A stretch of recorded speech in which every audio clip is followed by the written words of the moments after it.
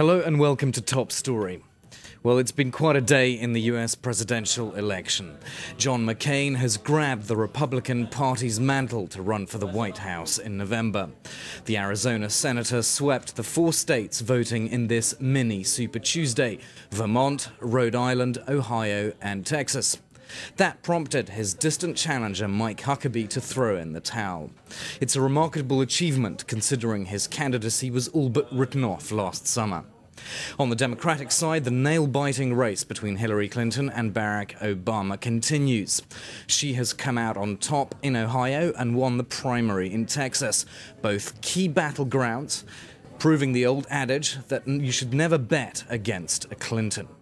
Well, to discuss these dramatic twists, I'm joined now by Sally Shelton Colby, a former U.S. ambassador who served under 2 Democratic presidents. Thank you very much for being on Top Story. Good morning. It's a remarkable position for McCain to be in, considering where he was 7 months ago, isn't it? Indeed it is. He was written off, and he's now very much on top, and has emerged fairly early in the campaign process as the victor. So he's got several months for campaigning. He's shifted his emphasis, though, on some issues which are very important for conservatives, for the right wing of the party. Is that going to pose a consistency problem, do you think? I think he is at the beginning of having a consistency problem. He's being attacked from the right, and therefore he's shifting on some important issues like immigration, like taxes, and that's going to make it more difficult for him to appeal to independents. And the independent vote in the U.S. is very important. About 40% of American voters now identify themselves as independents. So that's a key segment of the population that both Democrats and Republicans have to try to win over. Do you think he'll be haunted by his statement about the Bush tax cuts, that actually they're hitting the poor? He sounded very Democratic when he said that. That's going to be a bit of a problem. I think whoever turns out to be the Democratic candidate is not going to let the American public forget that McCain has shifted emphasis on that issue. And what about on immigration? What's the change there? That's going to be that's going to be a tough one for both candidates. The shift on immigration has been from a softer position to a harder position. He talked originally about the need to bring in immigrant workers to satisfy the demand for cheap labor in the U.S. He's now talking about border security, and that's code for cracking down on illegal immigrants. Again, it's an effort to mend his fences with the right. So he's in a danger of falling in the trap that Mitt Romney fell into, which is sort of trying to please everybody. That's exactly right. But of course, that's what politicians try to do, regardless of their party.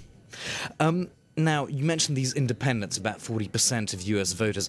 Do you get a sense that they would be in favor of more left-wing positions on taxes, for example? There's a lot of concern in America about taxes and also about vulnerability, people on low income. So is he going to have to be going to the left on that? I wouldn't call it going to the left so much as perhaps moving to the center. I think independents tend to be centrist. They will vote Democratic, they'll vote Republican, depending on the issues and depending on the election. And I think there is a deep concern among independents about equity in terms of taxation. I think there's a perception that the rich have done very well under the Bush administration. Now, let's move on to the Democratic race, Ellie. Of course, this was a resurrection for Hillary Clinton.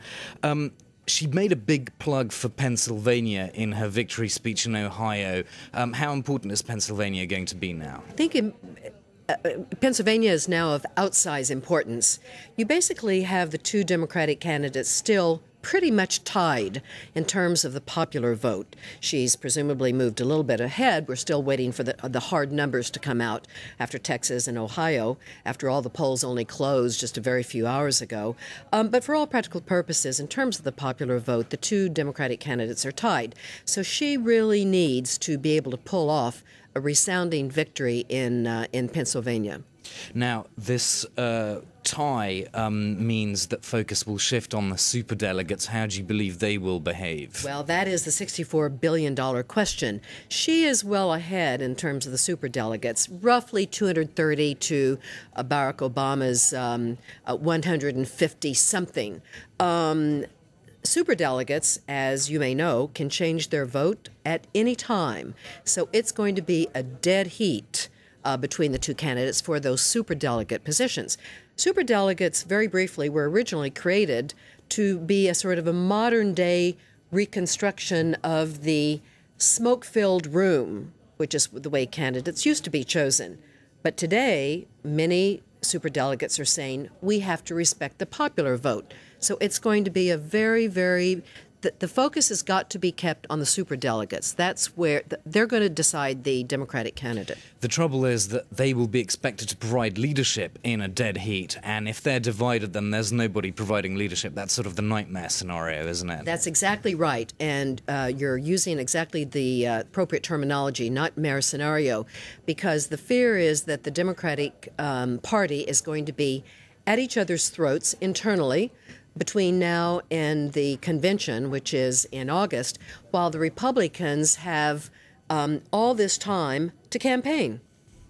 Now, being at each other's throats is very important because we already saw a bit of negative campaigning in the run-up to this latest round of primaries. I mean, that could be quite bad for the image of the Democrats, couldn't it, if that continues? There's an old adage about the Democratic Party that goes something like this. The Democratic Party is the only party in the world that, when it circles the wagons, it shoots inward. And so it's there is no time to waste. The Democrats need to choose a candidate and start campaigning against McCain, rather than fighting with each other internally.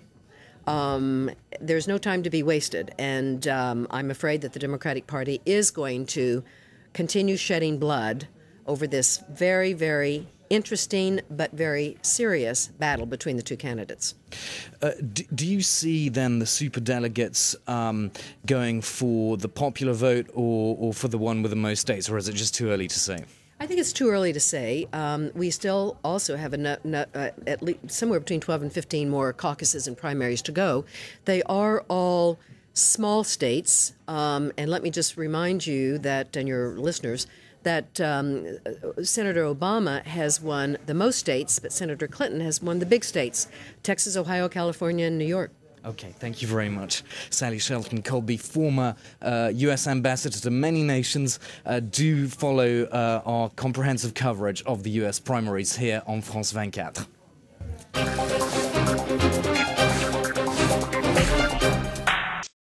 The program dedicated to international news was brought to you by Le Monde.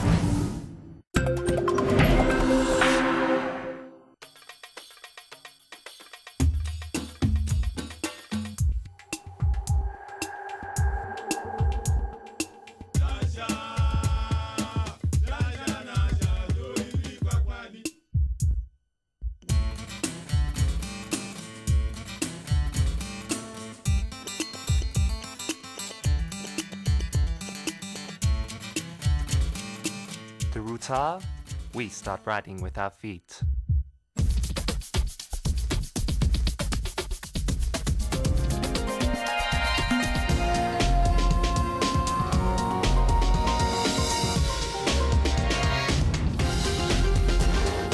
Energy, precision, passion. We put these into every one of our 475 hotels across the world. So when you're away on business, the only performance you have to focus on is your own. This is Marriott.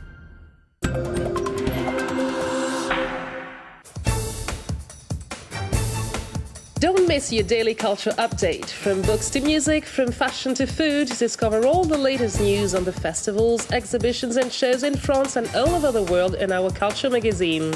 Culture, Monday to Friday at 9:20 a.m. Paris time on France 24.